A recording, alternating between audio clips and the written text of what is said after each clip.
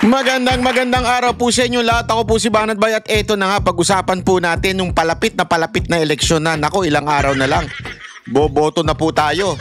Malalaman na natin kung ating bayan ay papunta sa dadaos-dos ba o ito'y aangat na. Depende po yan sa magiging resulta ngayon 2025. Pagka nanalo itong mga hinayupak at mga animal, aba, certainly it will go to the pit. Pero pagka nanalo po ang Duterte, aba, siguradong magkakaroon ng change in landscape, ika nga, political landscape. Pag-usapan natin yan.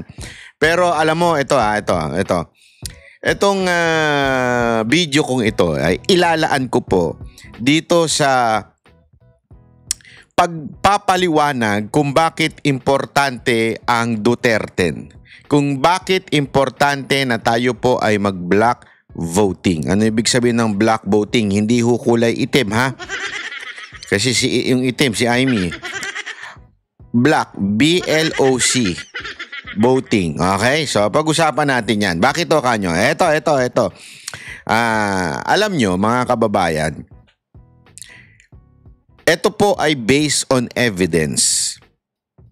Ito pong ipapaliwanag ko sa inyo ay hindi po ito haka-haka o ito po ay pananaw lamang ng isang political vlogger na iniidolo ninyo. Hindi. Ulitin ko po, hindi.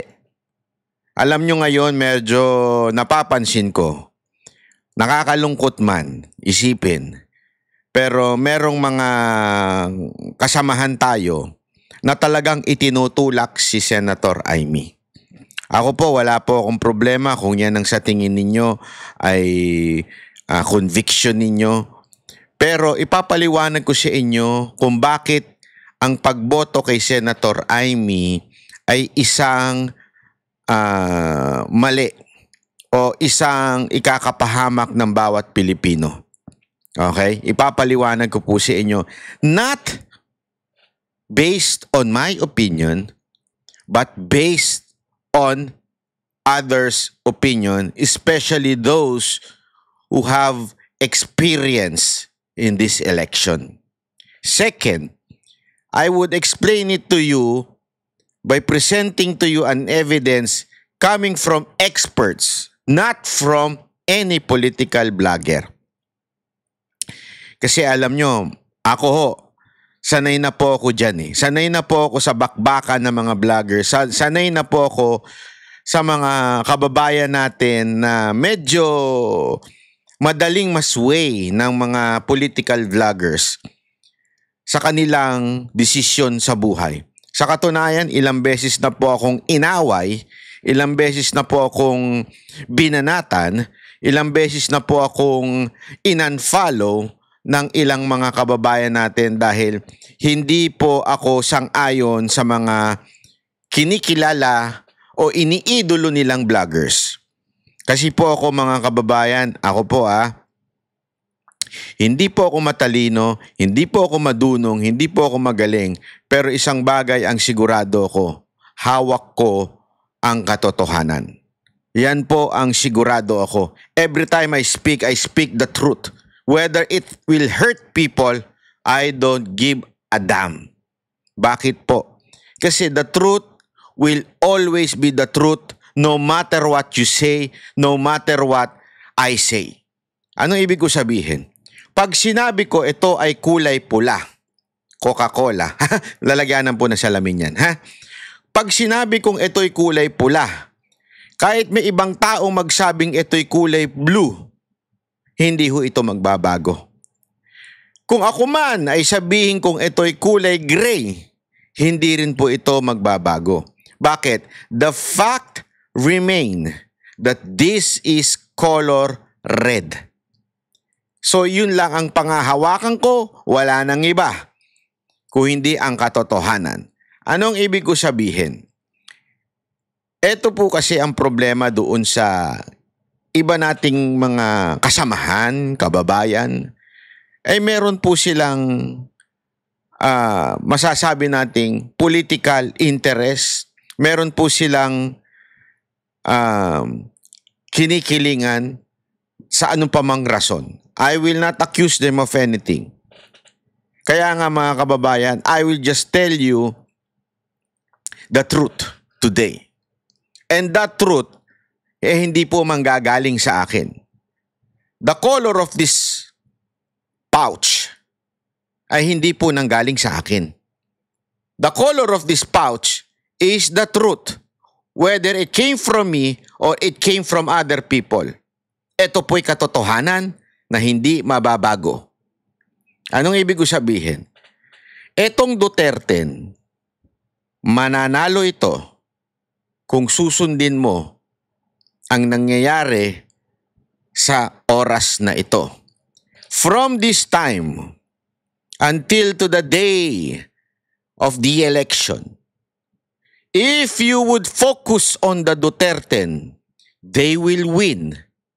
Pero pag ikaw, bumaling ka ng konti, naniwala ka sa iba, talaga may pag-asang hindi manalo ang Duterte. Again, hindi sa akin manggagaling ito. Paliwanag ito ng mga taong nakaranas, paliwanag ito ng mismong mga eksperto. Now, let's watch this news and I will tell you what is happening right now. 5 araw bago ang halalan, nangunguna pa rin sina Senador Christopher Bongo at Congressman Erwin Tulfo sa pinakahuling pre-election survey ng Okta Research. At maituturing namang neck and neck o dikitan ang labanan ng ilang senatorial candidates para makapasok sa Magic 12. At dahil dyan, kumbinsido ang ilang mambabatas na malaking factor pa rin ang block voting para sa ikapapanalo ng mga kandidato na nasa pang-8 hanggang 12 pwesto kung ang pagbabatayan ay mga nakalipas na halalan. Mian Corvera sa balita. So, sabi nito, ayon sa isang mambabatas, sino po ito mamaya tutukuyin niya? Sa kanyang eksperyensya, napaka-importante ng block voting, BLOC. Although what he is pertaining here is the block voting of religious groups.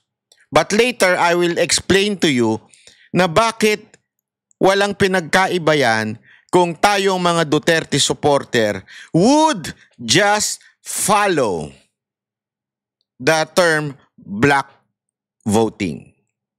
Okay? Pakinggan.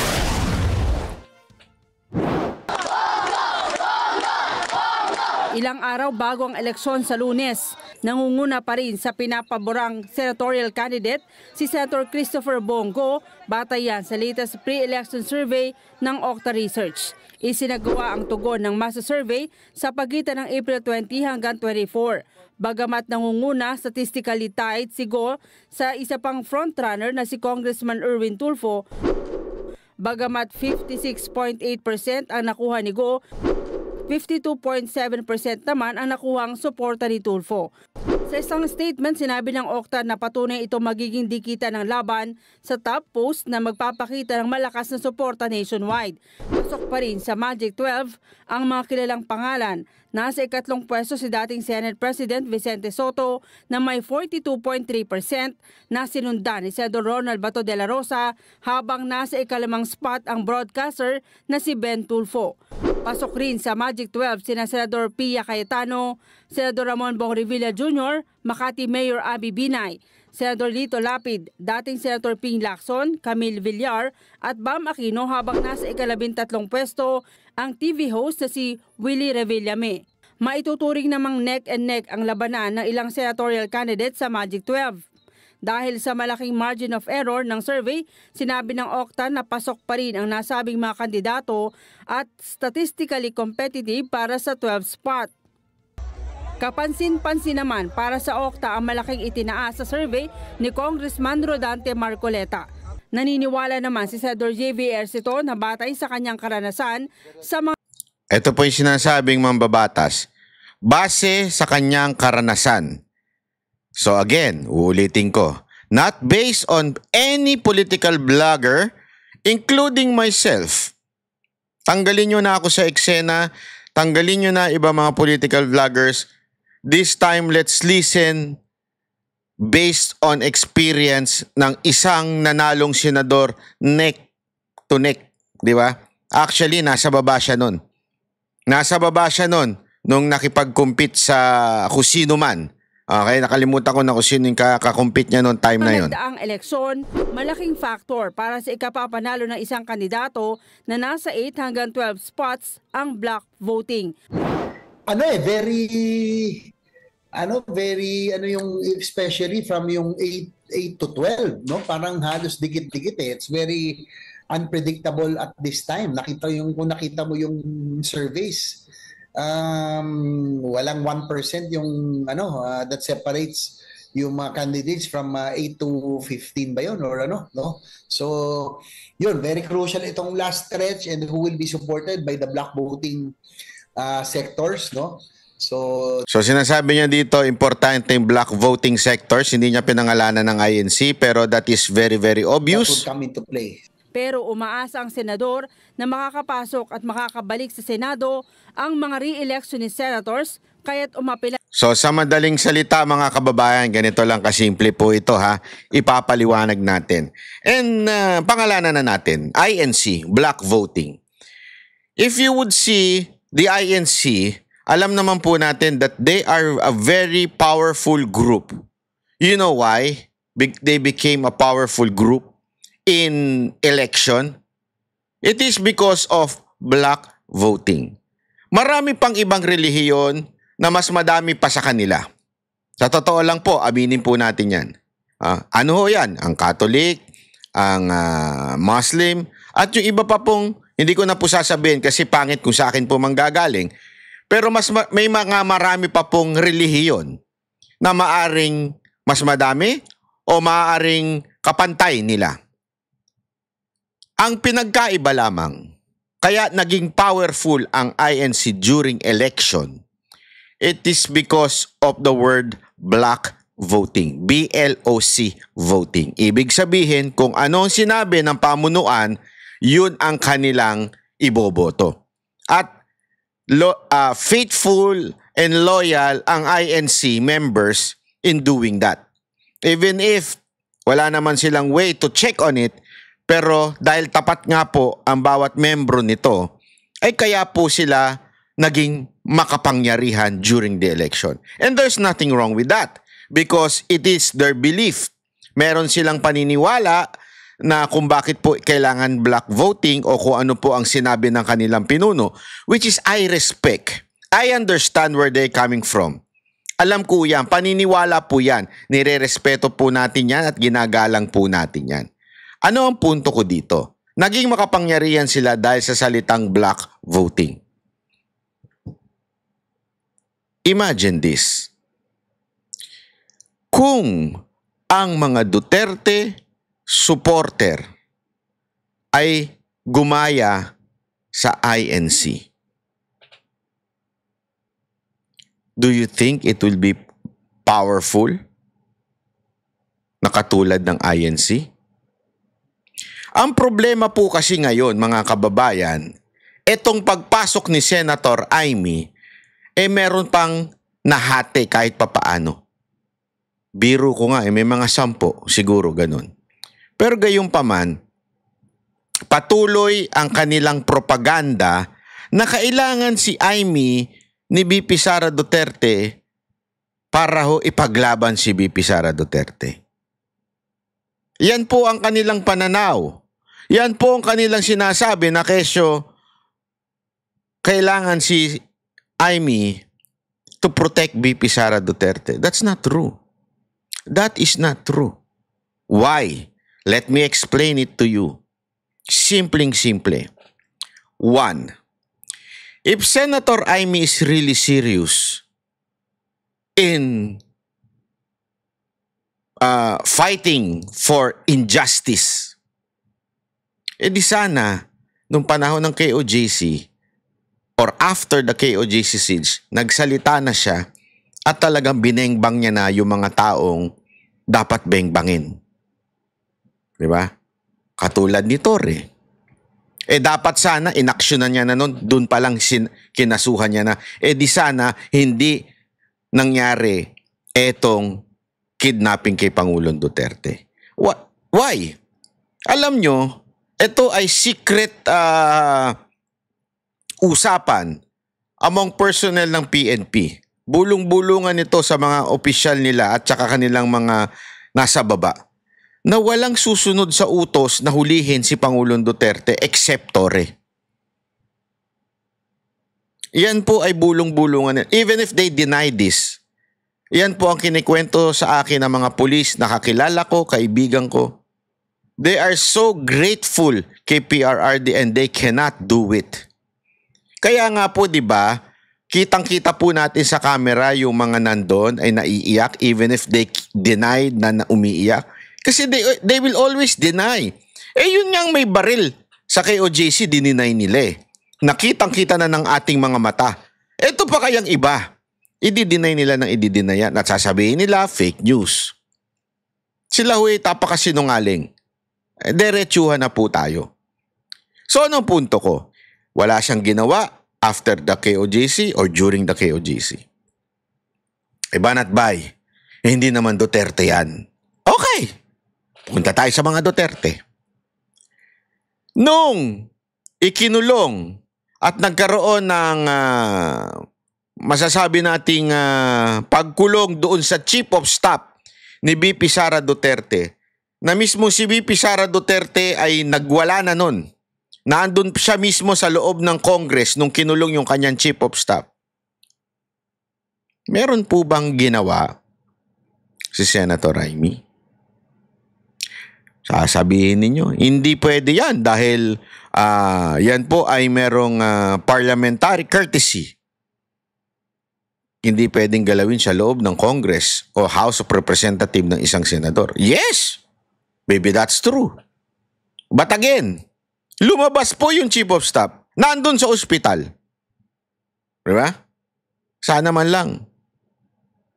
Pumunta siya doon, pinigilan niya yung pagbitbit. Ang dami niyang pwedeng gawin. Sa tingin niyo, kukulong siya nung mga pulis na ng harbat doon? O yung mga pulis?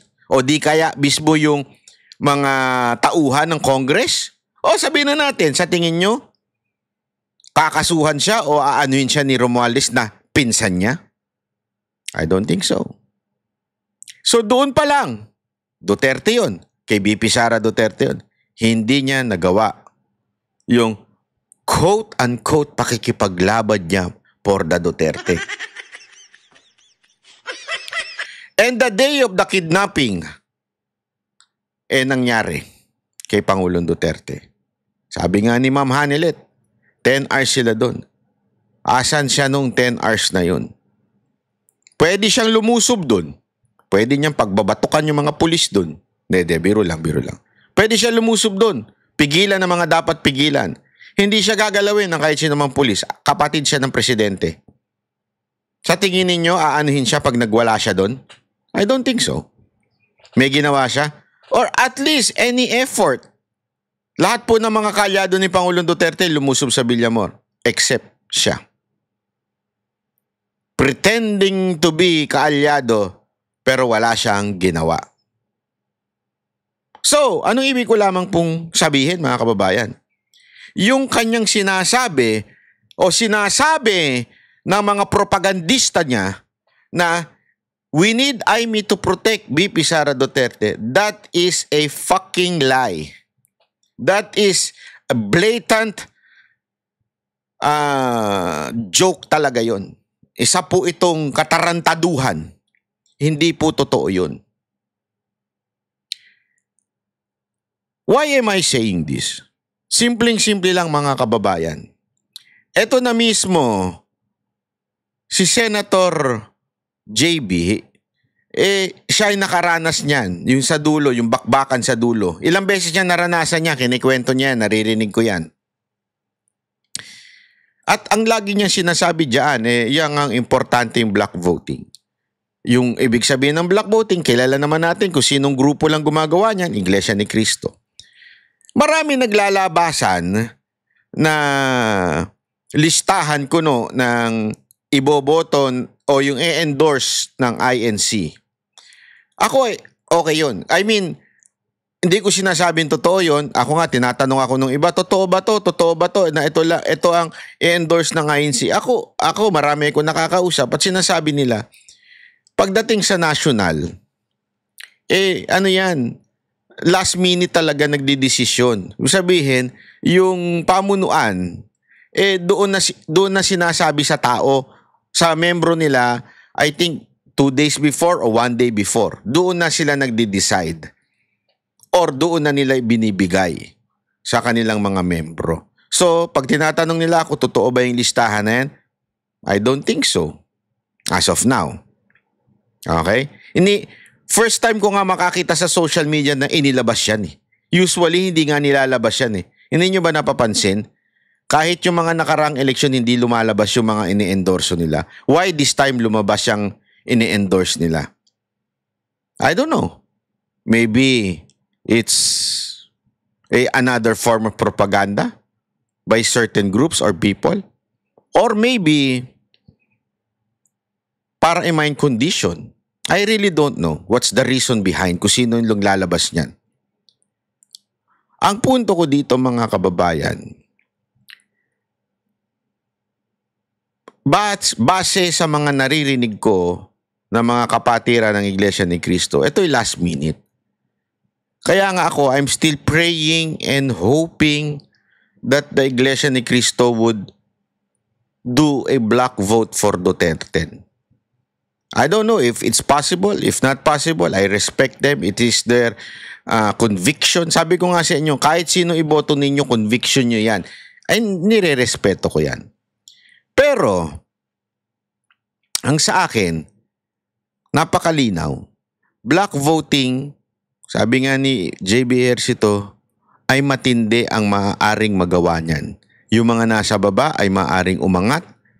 Kaya nga mga kababayan, bilang isang Duterte supporter ever since, and you can never question me on my loyalty to the Dutertes. You can never question me. Hindi ako yung lumabas lang ngayon. Hindi ako yung lumabas lang nung panahon ng Uniteam. Ako'y matagal na. Panahon pa ng unang eleksyon ni Pangulong Duterte doon sa pagkapangulo. Nandun na po ako. Ang aking grupo ay tapat ever since, hanggang ngayon. Kung sana, ang bawat isa sa atin ay magba-block vote, malaki talaga ang tsansa. Ang problema kasi, yung mga propagandista ni Amy, pinalalabas na wala ng pag-asa itong mga Duterte. Wag ko kayo maniwala doon. Again, sa akin nung kayo maniwala, hindi. Ipapakita ko sa inyo, another expert, not from me. Okay? Hindi ako magsasabi ha. Huwag kayong maniwala. Yan nga yung intro ko kanina eh. Huwag kayong maniwala sa any political blogger, including myself, di ba? Huwag kayong maniwala. Expert na yung paparinig ko sa inyo. Katulad na lang ni JB Ejercito na isang nakaranas ng pag-angat dahil sa block voting. Ito, isa pa. Mismong Pulse Asia, okay, ay merong sinabi tungkol sa Duterte. Pakinggan po natin ha. Sila, ito hoy, hindi mga Duterte supporter. Hindi po ito Duterte supporter. They're not endorsing anyone. As a matter of fact, ang tingin nga natin sa kanila, peke eh.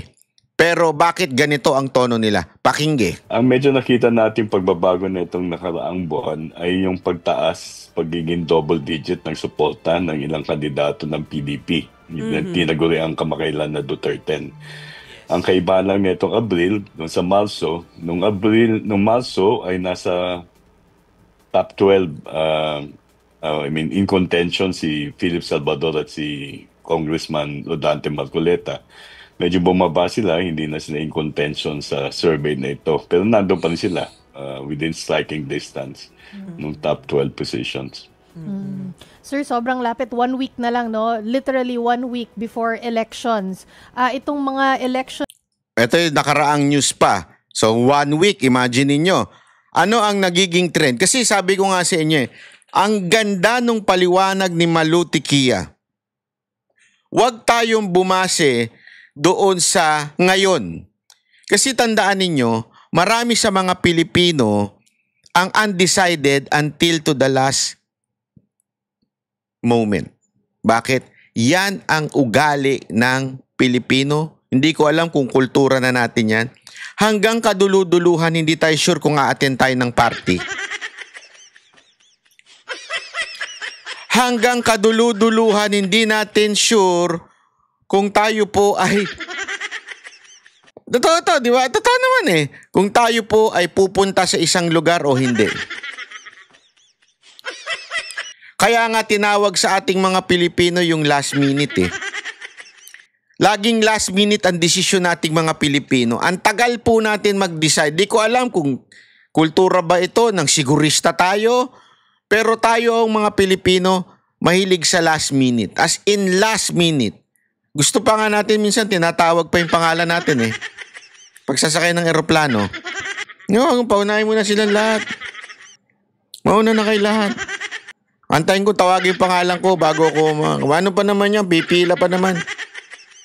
Oh, kaya nga marami ding hindi natutuloy na excursion eh.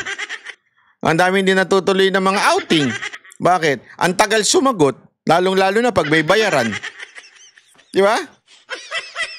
Totoo po yun. So ano ibig ko lang sabihin? Until now, marami pang undecided. Kaya nga napaka-importante na tayo bilang Duterte supporter ay sana kumbinsido na maipapanalo natin ang Duterte at magba-block voting tayo. Ang problema kasi nahaluan tayo ng mga propagandista ni Aimee. Na pagtitignan mo, kung aaralin mo ang kanilang kasaysayan, sila po talaga ay may connection kay Aimee. Ako, ayoko na lang magpangalan, pero alam ko po kasi personal na meron talaga silang kinaugnayan kay Aimee mula nung nagsimula. As a matter of fact, nagsimula pa nga sila in promoting Aimee. Sana maging mapagmatsyag naman po tayo. Okay? Yun po ang nakakasira. Sana kung talaga tayo solid Duterte tayo. Kung talagang solid, kaya nga sabi ni Pangulong Duterte, alam nyo si Pangulong Duterte, never magsalita ng ganito, but this is the first time na sinabi niya ito. Kalimutan nyo na lang ako kung hindi solid Duterte tayo. Alam nyo, alam ko kasi yung istorya sa pag-promote ni Honasan at saka ni isa. Ayoko na lang sabihin kasi pangit kung sa akin manggagaling. Pero ito'y alam ko, sigurado ako. Mga kababayan, si Honasan at saka yung isa, kaya inilagay yun doon para kontrahin lang yung mga Duterte supporter na boboto kay Aimee. That's the truth. Huwag na tayo magpaligoy-ligoy. But the real concern of PRRD, nanggaling na po sa bibig ng kanyang asawa, ng anak, at saka yung kanyang anak, na si Kitty, ay kalimutan nyo na ako kung hindi nyo isosolid itong Duterte. Kaya nga doon sa tunay, solid Duterte supporter, makikinig kay tatay this time. Hello? Yung mga solid, makikinig na kay tatay this time. Kasi marami sa inyo ang hindi nakinig noong 2022 kaya nagkaloko-loko ang ating bayan. Kaya nagkaloko-loko, tumugmok tayo, kaya si Pangulong Duterte nadala doon. Dahil sa mga inyong hindi nakinig sa kanya. Sorry pero madamdamin ako sa issue na to. Ayoko to pero kaya ako ipinaglalaban ito. Na wag na kayo magpabudol pa uli. Parang awa nyo na. Bakang isunod niya dyan, si BP na hong isunod dyan. Maging mapagmatsyag naman tayo. Wag naman na tayong tatanga-tanga uli. Hindi ko kayo sinisisi upang idikdik sa inyo ito. Sinasabi ko sa inyo to para mamulat ang kaisipan nung ngayong mga taong nabubudol na naman. Parang awa nyo na. Again, I'm sorry to say this. I don't want to say this to blame you o to rub it in. Pero isang dahilan kung bakit nandun ang ating Pangulong Duterte kasi nagpabudol kayo eh. Binoto nyo si Marcos eh. Tas eto na naman kayo. Sinong gusto nyo isunod? Si BP? Bakit in-endorse ni BP Sara si Amy? May dahilan ho siya doon. Hindi natin alam kung ang dahilan na yun para masampahan ng kaso sa ombudsman. We do not know the deal. Pero malinaw sa malinaw. Si BP Sara Duterte, pag nangampanya, Duterte lang lagi ang sinasabi. I do not know the deal kung sa pag-endorse niya. Pero isang malinaw, every time na nagsasalita sa stage, Duterte lang. Binabanggit lang niya si Amy pag naandun si Amy. Out of respect and maybe out of their deals. I do not know. Kaya nga mga kababayan, sorry to say this, pasensya na po kayo. Ayoko po talagang manisi pa dahil magkakasama na po tayong nakikipaglaban para sa mga Duterte. Ako hangang-hanga ako sa INC. Hangang-hanga ako sa pagiging united nila. They are really united when they vote. Sumusunod sila sa isa. Sa kanilang pinuno. Kaya pala eh. Bakit tayo mga Pilipinong supporter ni Tatay Digong hindi sumusunod sa kanya? You understand? Sumusunod sila, ang INC sumusunod sa kanilang pinuno, kaya nagkakaroon ng block voting. Bakit tayo mga Duterte supporter hindi sumusunod kay Tatay? Tapos, magsisisi tayo sa dulo. Kung sumunod kaya tayo, di isipin nyo na, how many people voted for PRRD? If we follow him and we do block voting, di sana pasok tong 12, ay 10. Banat bay, baka naman pwedeng dagdagan na lang natin ng 2. Uulitin ko. Pag dinagdagan nyo ng 2 ang iboboto ninyo, bibigyan nyo ng tsansa yung 2 na yon na mag-compete dun sa 10. Kasi nagsasama sila dyan sa babae. Pag titingnan mo, di ba yung kaninang pinakita nating news? Nandun sila lahat sa baba. So maglalabanan yan. Kaya nga sinasabi dito, yung double digit, napaka-importante niyan. Sino yung mga double digit? Panoorin natin, ha? Ang survey results po ay nakaka-impluwensya pa ba sa mga botante ngayon? And how? Kung nakaka-impluwensya pa po. Well, sa aming sariling panukat, hindi ganun kalaki ang impluwensya niya. Hindi natin malalaman kung ano magiging impluwensya nito kasi ang survey ay isa lamang sa mga impormasyon na nakukuha ng mga botante. Maraming pang ibang impormasyon o balita tungkol sa... Kita nyo ito, ha? Pulse Asia na mismo nagsabi, umaangat ang Duterte. Ayan, Kita nyo yan? 14. Eto, bakit sinasama yan? Kasi yan po yung mga posibleng pumasok pa. Ngayon, kung boboto ka ng iba dyan na hindi Duterte at binoto mo yun, mas magkukumpit pa ngayon sa Duterte niyan. Kasi magsasabay-sabay silang madadagdagan. So, sabay-sabay din sila sa baba. Pero kung hindi mo na binoto yung 2, ibinoto mo na lang solid kang 10. Aangat yan. Andyan si Philip Salvador, di ba? Andyan si Marcoleta, nandyan si Jimmy Bondoc. Di ba? Ayan po. Hindi ko lang kasi mabasa Sandali para mas makita natin. Hindi ko kasi mabasa Nandyan po si Lambino. Di ba? Andyan po si Hinlo na pwedeng umangat lahat yan. Kung magba-block voting tayo, ibig sabihin wala tayong ibang iboboto kung hindi yan. Di ba ho? Sa mga kandidato na maaari nakakahubog na kanyang kaisipan. Alam natin, sa araw mismo ng eleksyon, maraming mga botante ang maaaring magdagdag ng bilang ng kanyang iboboto. At magiging kaka-impluensya rito ay hindi itong lumabas na survey, kundi man nakukuha ng impormasyon, lalong-lalo na doon sa araw ng eleksyon, no? Yung sample ballot. Kita nyo, eksperto na nagsabi niyan, ha? Ang desisyon ng mga Pilipino ay minsan yung mismo doon sa araw ng botohan.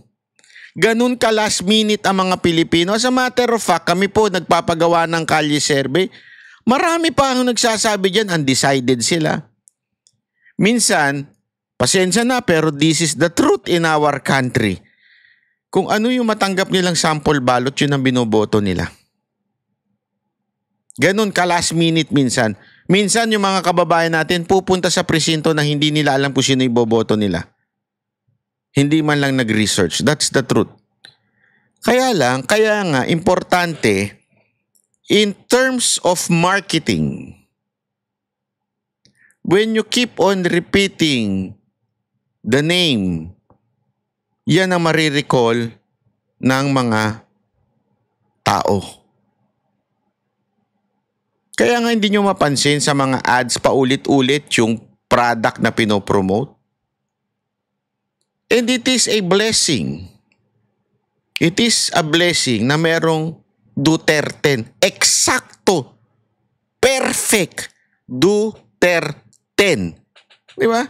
Kung yan sanang isinisigaw natin para mag-resonate po yan sa bawat Pilipino. Duterte lang, Duterte. Ang problema, merong iba na isinasaksak si Amy na mas madalas pa nga nilang i-live, mas madalas pa nilang i-status, mas madalas pa nilang i-promote kaysa sa Duterte.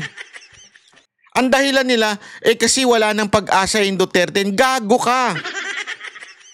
Kaya walang pag-asa yung Duterte na sinasabi mo para lang maipasok mo si Amy.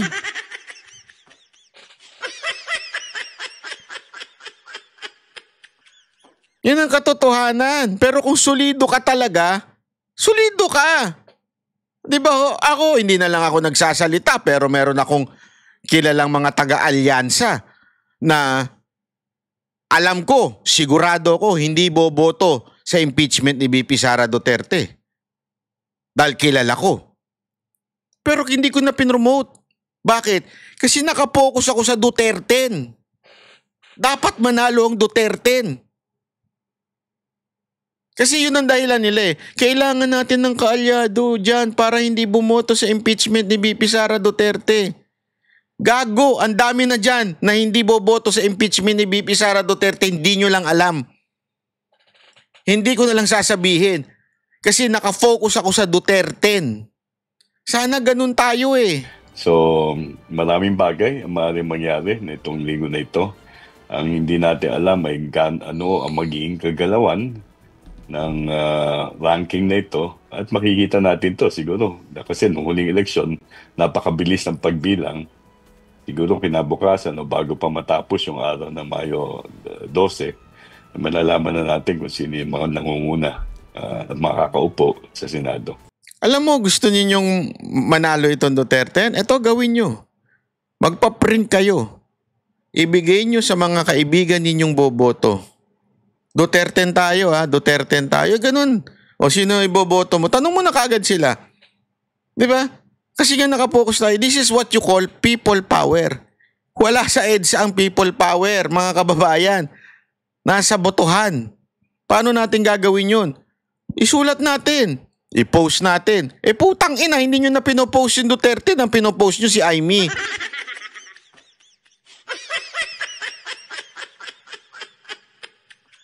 Halatang halata Huwag na tayo maggaguhan.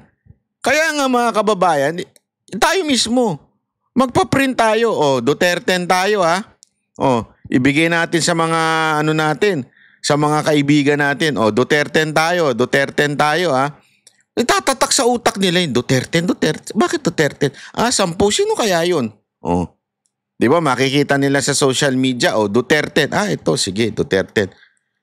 Kasi nga, we are campaigning for them. Diba? Ang dami mong kaibigan. Sabihin mo nang may 10 kang kaibigan, siguro naman meron. O sige na, 5 na nga lang. Halimbawa, 5 na lang yung kaibigan mong natitira sa'yo. Eh kung lahat tayong mga Duterte supporter at sinasabi natin yan sa 5 nating kaibigan, uy, black voting tayo, huwag na kayong bumoto ng iba. Duterte na lang para sigurado talaga si Duterte makabalik. Para sigurado talaga na hindi ma-impeach si BP Sara Duterte. Gusto mo ba na manalo pa ang mga Marcos? Ganun, idiretso na natin. Eh, ang problema, puta, Aimee na naman. Bukas, Aimee na naman. Wag, hindi naman sa magkaiba kasi magkapatid, si BBM. Lagi natin gina-justify yan eh. Mga ulul, mga putang ina nyo. Wala kaming pakialam kung magkapatid sila o hindi sila magkapatid. Ang sinasabi ko lang dito, wala siyang ginawa. Wala siyang ginawa para sa mga Duterte. Huwag natin dahilan yung, hindi naman magkaiba ang magkapatid. Sorry hindi ko binabati ko si BP Sara Duterte ha. Hindi ko siya binabati ko dito. Baka mamaya i-misquote nyo ako. Mga gunggong kayo. Hindi ko siya binabati ko dito. Again, sinasabi ko sa inyo, may dahilan siya kung bakit niya in-endorse si BP Sara Duterte. Pero ang sinasabi ko dito, yung iba na kesa na inuulit, hindi magkapatid yan, magkaiba yan, inuulit-ulit nyo pa, di sana yung effort nyong yun, ibinigay nyo na lang sa Duterte, di sana mas nagre-resonate pa ito sa mga kababayan natin. Diba? I-focus natin doon sa Duterte, huwag na tayo napakamaraming dahilan.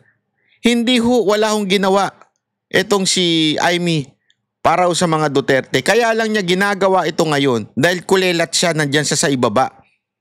Kailangan may wala na kasi siya makukumbinsing dilawan, pinklawan. Wala na rin siya makukumbinsing mga loyalista. Ayaw na rin talaga sa kanya. No na sa kanya. So ang makakakumbinsi pa siya kahit papaano ay yung mga followers ni BP Sara Duterte, which is madami. Kahit sabihin mo ng halimbawa lang, merong 10 milyon. Halimbawa lang po mali po yung figure pero halimbawa, may 10 million na talagang diehard supporter ang si BP Sara Duterte. Makakuha lang siya ng 1 milyon o 2 milyon. Abay, swerte na siya, aangat na siya. So, she would take the risk, 'di ba? Na dumikit at gamitin na naman si BP Sara Duterte. Do not allow it. Read between the lines.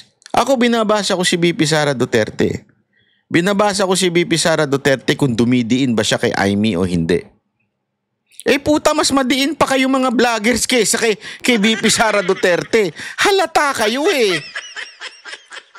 Sorry but that's the truth. Halata kayo. Mas idinidiin nyo pa siya kasi may nagsabi sa akin, hindi, sumusunod lang yan kay BP Sara Duterte. Gunggong! Hindi sila sumusunod kay BP Sara Duterte. Bakit? Mas dinidiin pa nila kaysa kay BP Sara na dinidiin si Aimee. Hindi dinidiin ni BP Sara si Aimee. Dinidiin lang pagka nandyan. Binabanggit lang. Pero ang talagang laging binabanggit niya ay Duterte. Bakit ito mga iban to? Singit na singit ka, Aimee. Ewan ko. Pero sir, nabanggit mo kanina na kapansin-pansin na nag-double digit yung Duterte. Bakit? Ano yung nakikita na? Ayan tingnan nyo mismo yung expert ng Pulse Asia, yung presidente nila, napansin na nag-double digit biglaan ang Duterte. Tingnan nyo sagot niya. Issues or kung tao man, yung posibleng naka-apekto, ba't nag-double digit sila ngayon? Yung doubling ng kanilang preference ay nangyari noong Marso. At ito'y maaari natin ugnay sa pag-aresto ng dating Pangulo. At nakita namin ang pagtaas ng bilang ng suporta sa kanila doon sa mga lugar na medyo may kalakasan ang mga Duterte, particular na ang Mindanao at ang Central Visayas. Kaya doon sila nag-double digit, no? Dahil sa malaking suporta na I-notice niyo yan, Visayas at Mindanao kaya nag-double digit. So ibig sabihin, at that time, marami pang, ako sigurado naman ako, yung mga Visayas at Mindanao, mga Duterte yan. Kaya lang, ano pa sila, parang namamahinga pa sila, hindi pa sila sumasali sa politika. Pero dahil sa nangyari kay Pangulong Duterte, nag-voice out na sila, Visayas and Mindanao. Ang focus ngayon ng Duterte, kung mapapansin nyo, nasa Luzon. Doon sila nag-iikot. At sabi ko nga sa inyo, hindi lamang po PDP nag-iikot, hindi lamang po si BP Sara nag-iikot, maging yung grupo ng Pastor Kibuloy for Senator nag-iikot. Alam ko kaya nga tingnan nyo, pansinin nyo sila Boss Dada at saka sila Judea, sila Jay, kung saan-saan po sila napupunta. Di ba po, nakafocus po sa Luzon. So ano ibig ko lamang pong sabihin mga kababayan? Ang laki pa ng market. Bakit tayo sumusuko kagad? Bakit kagad natin sinasabi, wala nang pag-asa yan, kaya i-push na natin si Aimee? Gunggong talaga ito na nga mismo nagsasalita yung presidente. Umangat na nga umaangat na, yan ang trend. Importante yan. Sa Mindanao at sa mga Visayan-speaking areas sa Visayas, particular ng Central Visayas, makikita mo doon, nangunguna hindi lang si Bongo at saka si Senator Bato de la Rosa, kundi ang iba pang kandidato, kasama na si Rodante Marcoleta, si Philip Salvador, si Jimmy Bondoc, pati yung si Atty. Hinlo, si Vic Rodriguez, etc. At malaking bagda ng botante yung dalawang lugar. No? Central Visayas and Mindanao would be about 30% of the total voting population.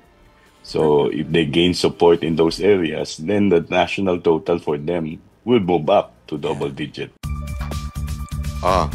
Nagigets din nyo? Napaka-importante. Tingnan nyo ito. May papakita ko sa inyo dito. Ayan po yung ranking. Sino ang nasa baba ni Aimee? Tanungin ko kayo.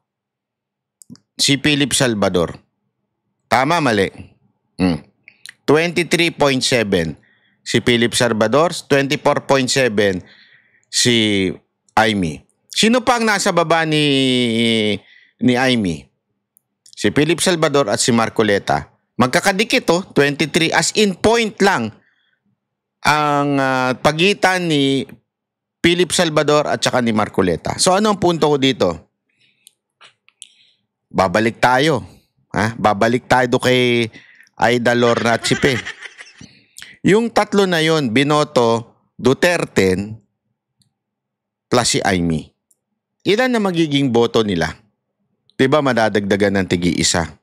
Pa ang problema natin yung huli na si Aida, si Lorna, si Fe. Hindi binoto ang Duterte, binoto lang si Aimee. Di nakalamang. Nakuha ninyo? So ang ibig ko lang sabihin, kung sana yung tatlo o yung dalawa, si Lorna at si Aida at si Lorna, binoto is Duterte lang, wala si Aimee. Ibig sabihin, ang binoto lang nila si Philip Salvador at si Marcoleta. Aangat ngayon si Philip Salvador at si Marcoleta. So anong ibig ko sabihin? Kung ang argument ng mga propagandista ni Aimee, sinasabi nilang ipagtatanggol ni Aimee si BP Sara Duterte sa Senado. Sandali, don't tell me si Philip Salvador hindi niya ipagtatanggol si BP Sara Duterte. Dinatarantado niyo ba kami? Laging galit yun. Laging galit sa stage yun. Die hard yun. Wala nang ibang mas, sa tingin nyo, mas die hard pa yun si Aimee? Si Philip Salvador makikipagpatayan yan sa mga Duterte. Anong punto? Simple lang Yung mga propagandista ni Aimee, lahat ng kanilang argumento ay sarili lang nila. Ito sinasabi ko mga kababayan, ay mismong obserbasyon ng mga eksperto at maging nakaranas na senador. Lahat ng may double digit rito. Tingnan nyo Ano daw ito? Lahat ng may double digit. Pakinggan nyo. Lahat ng may double digit rito ay may pagkakataon pa na makapasok. No? Kasi hindi naman Ayan yung mga may double digit kasama po yung susunod. Ayan. Lahat po yun. Lahat ng may double digit rito ay may pagkakataon pa na makapasok. No? Kasi hindi naman ganun kalayuan ang kanilang suporta. Kita nyo? Anong ibig ko sabihin? Huwag kayong maniwala doon sa mga propagandista ni Aimee na wala ng pag-asa yan Duterte, kaya dito na tayo kay Aimee. Yun yung packaging nila eh. Putang inang strategy yan, pantanga. Ito na nga mismo eksperto sinasabi. Lahat, ito unang sinabi niya ha. Unang sinabi niya, nagte-trend talaga. Ang ganda na sinabi ni Malutikia eh. Importante yung trending eh. Ano yung direction? Trending po ang Duterte. Umaangat unti-unti. Yan ang first point nitong eksperto. Second point ng eksperto, lahat po ng double digit. Ayan po, puro PDP po. Marami dyan, karamihan. Ay maaari pong umangat, maaari pang pumasok. So katarantaduhan yung sinasabi ng mga propagandista ni Aimee na wala nang pag-asa kaya iboto na natin si Aimee. Kagaguhan po yun. Noong nakaraang eleksyon, may nakita tayo na itong huling 2 eleksyon noong 2019 at noong 2022 na yung huling survey na sa ginawa namin ay may isang kandidato noong 2019 na wala sa contention pero umakyat siya at nanalo si Senator Francis Tolentino na tumatakbo sa re-election ngayon. Noong 2022, ganun din. So, yun ang ibig pong sabihin natin mga kababayan. Hindi mo talaga masasabi. Alam mo, ang ganda rin ng paliwanag ni Panelo dito, ni Atty. Panelo. Yung panahon daw nung kay Robin. Ang layo ni Robin hindi siya top 1. Bakit bigla siyang umangat into top 1? Hindi ko sinasabing talo si Robin nun ha. Hindi ko sinasabi. Pero nasa baba siya. Ibig sabihin wala siya doon sa top, I think top 6 yung nabanggit. I forgot the exact. Pero wala siya sa top. Wala siya doon sa 1, 2, 3. Pero bakit nung lumabas na yung resulta, number 1 siya? Kasi nga, ulitin natin. Ang mga Pilipino last minute magdesisyon. At yung survey, hindi po yan ang final decision. Yan po ay gabay lang. Makikita nyo nga, trending nga po. Kaya nga, ang aking titulo, sana itong gawin kong title, mananalo ang Duterte o sure win ang Duterte kung lahat po tayo magfo-focus sa black o yung Duterte. Mag-black voting po tayo. Wala nang iba. Pag bumoto pa kayo ng iba, may pag-asa pang manalo yun at kumontra doon sa 10. Kung sana makikinig lang kayo kay Tatay Digong, panalo itong Duterte. Pero kung makikinig kayo doon sa mga political vlogger na sa tingin ninyo matalino at magaling dahil nag-i-English, puta, kawawa na naman kayo. Hindi. Again, ilang beses na kayong nakinig dyan at nabudol kayo. Ayoko magmalaki. Pero kung meron mang talagang solido na hindi nagpabudol noong 2022, alam nyo, isa yung Banateros. Sino pa? Marami pa po dyan. Mga Banateros brothers and cousins. Marami po. Hindi, kasama na yung sila Bisdak, sila Pambansang Loyal. Ay, hindi pala, si Loyal pala, nabudol yun. Ang Marcos pala yun. Si BMR, di ba? Yan po yung mga hindi nabudol. Si Brothers Traveler o si Buster. Ayan po yung mga solido. Di ba? Ang hindi ko maintindihan sa inyo, yung mga nambudol sa inyo noong 2022, pinaniniwalaan nyo pa bakit? Magaling mag-Ingles. Ang haba mag-caption. English yung caption ka. Matalino yan kasi English. Ganyan kasi tayo Meron pa rin tayong colonial mentality. Nagpapaalila tayo sa Ingles. Yan ang totoo. Real talk tayo Nagpapaalila pa rin tayo sa mga Inglesero at Inglesera. Pag Inglesero, putangin na matalino yan. Putangin na mayaman yan. Sus pambira. Ako sanay ako sa ganyan sa mga barbar. Puta, English speaking to, matalino ito, mayaman to. English, paglabas ng wallet, walang pera. Mangungutang lang pala. Ang daming ganyan, yung pasosyal, yung you tell me. Bakit nga ba? Ganun. Hindi, kasi konyon datingan pag taglis You tell me. Bakit nga ba? feeling natin, yan yung yan yung kataas-taas. Kasi nga, meron tayong mentality, pagka matalino, mag-English, ganyan-ganyan yan. No? Diba? Pag Tagalog, wala, hindi maalam yan. Ano yan? Kanto boy yan. Ganun tayo Tanggalin na natin yung kasing ganyang kaugalian natin mga Pilipino. Puta, yung mga Hapon nga, hindi nga marunong magsalita ng English Hirap na hirap Totoo. Hindi ko sa kanila parte yung pag-i-English. Maswerte ka na pag kinausap ka ng English. Di ba? Pero bakit sila ganun? Kasi wala silang colonial mentality. Sa kanila nga baligtad Hindi nyo ba alam to? Ito, kikwento ko sa inyo. Kasi ano ko diba sabi ko nga sa inyo, madalas ako dyan at lagi kong inaaral. Ultimo sa camera, yung Sony camera. Pag made in USA o made in other country, mas mura. Pero pag made in Japan, mas mahal. Ganun ang camera sa kanila. Laging tatanong sa yan. Kunwari, Sony bibilin mo, made in Japan o made in US. I think US ata o China, hindi ako sure. Kaya nga sila proud na proud Pag sila naglagay ng mga cosmetics, ilalagay talaga nila Japan made. Ganun yung kanilang honor Japan made yan. As a matter of fact, kung ayaw nilang ipabenta sa mga ibang lahi, hindi nila lalagyan ng Ingles. Yung mga inuman dyan, pag ayaw ka nila, hindi nila lalagyan ng Ingles kasi mas gusto nila Hapon. Gusto nila yung nagkakaintindihan sila. Proud sila. Tayo mga Pilipino, shit, hindi pwedeng walang Ingles. Pag inilagay mo Ingles, dyan bebenta ka. Pero pag nilagay mong... Di ba? Halimbawa, may pabango. Ano ang bibili mong pabango? Passion perfume. Wow, shit. Passion perfume. Pero pagka ang pangalan nung perfume ay Tagalog, Sampaguita. Hindi mo bibilin. Ayoko yan, local yan. Tagalog yan, hindi maganda yan.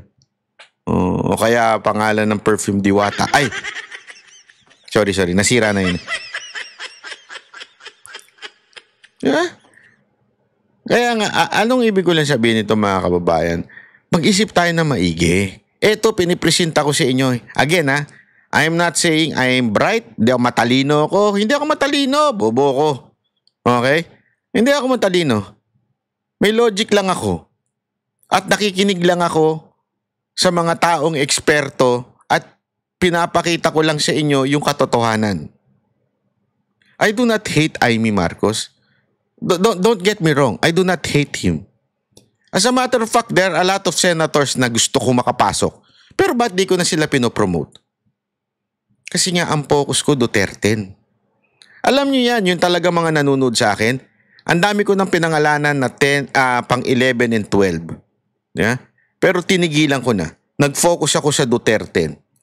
Kasi nga, yan po ang sinabi ng mga eksperto. At yan din ang sinabi ng mga nakaranas, dapat mag-block voting tayo. Block voting, at sabi ng eksperto, kailangan natin ito para may posible pang umangat itong mga ito kung iboboto natin ito sila. Kanino tayo makikinig? Doon sa Inglesero? O sa mga eksperto? Yan ang Banateros, boses ng ordinaryong Pilipino. Banateros ay walang makakaawan.